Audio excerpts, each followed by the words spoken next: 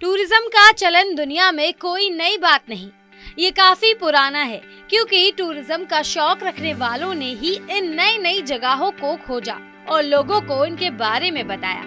लोग वैकेशन पर कई जगह टूर करते हैं, फिर चाहे वो एडवेंचर टूरिज्म हो या फिर बीच टूरिज्म, जहां वो एंजॉय भी कर पाएं और उनकी जान भी बची रहे। लेकिन पिछले कुछ सालों से लोगों को एक नए ही टूरिज्म का क्रेज हुआ, जिसके लिए वो अपनी हेल्थ ही नहीं बल्कि अपनी जान तक को जोखिम में डाल देते हैं। आज हम जिस टूरिज्म की बात करने जा रहे हैं उस जानलेवा टूरिज्म का नाम है वोल्केनो टूरिज्म। चलिए सबसे पहले जाने कि आखिर ये वोल्केनो टूरिज्म है क्या।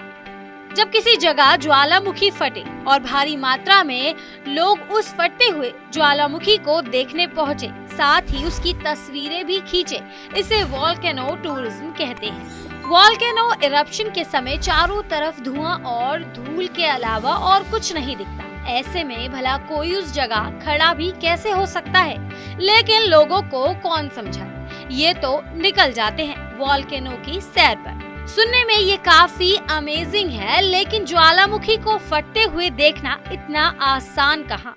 वोल्केनो टूरिज्म के चलते कई लाख लोगों ने जान भी गंवा दी। एरप्शन के बाद लंबे समय तक जहरीली गैसें निकलती हैं, जो हमारे लंग्स को प्रभावित कर सकती हैं। वहीं पायरोक्लास्टिक फ्लो की रफ्तार और उसका तापमान इतना तेज होता है कि अगर कोई इंसान उसकी चपेट में आ जाए तो उसकी हड्डियों को पिघलने में कुछ ही सेकंड का समय लगेगा।